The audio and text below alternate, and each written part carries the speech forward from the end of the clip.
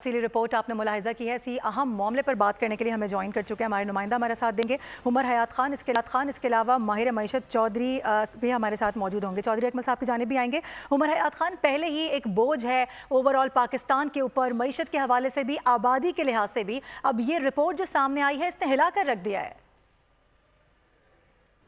देखिए, जो 7वीं डिजिटल मरदमशुमारी हुई थी, उस मरदमशुमारी के मुताबिक पाकिस्तान में जो सालाना आबादी की बढ़ने की जो शरह थी वो 2.55% थी और ये खदशा ज़ाहिर किया जा रहा था उसी वक्त जब वो मरदमशुमारी की और खाना शुमारी की रिपोर्ट पेश हुई कि पाकिस्तान में 2047 तक जो आबादी है वो तकरीबन दुगना हो जाएगी। यानी ये अब इस वक्त 24 करोड़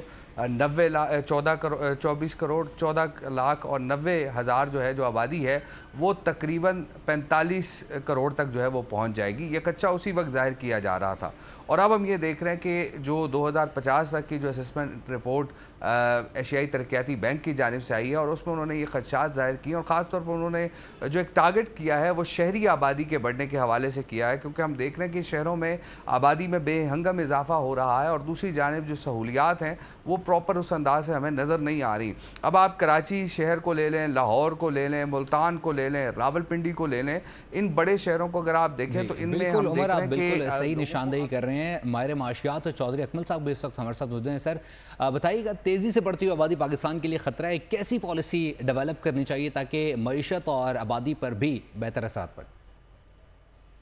पाकिस्तान की जो माशी तरक्की है उसका दारोमदार जो है वो डेफिनेटली जो है वो आबादी के ऊपर ही है।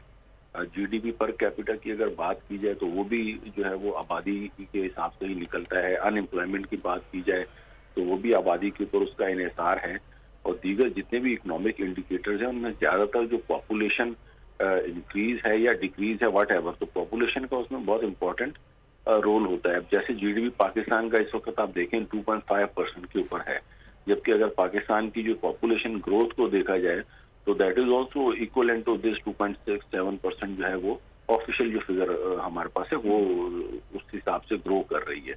तो दोनों फिगर्स बराबर होने का मतलब ये है कि सिंपल अल्फाज में मैं अगर कहूँ कि अगर किसी की इनकम बढ़ रही है तो उतने ही लोगों का भी इजाफा हो रहा है। तो इट मीन्स के रियल जीडीपी ग्रोथ जो है रियल टर्म्स में इन्फ्लेशन के हिसाब से अगर देखा जाए तो जीरो है।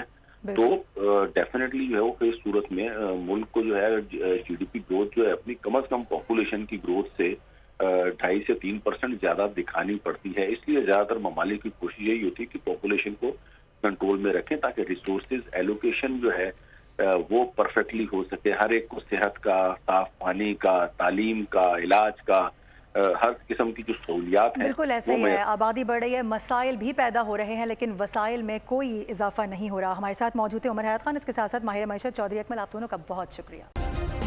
सब्सक्राइब करें और बेल दबाएं ताकि कोई खबर रह न जाए।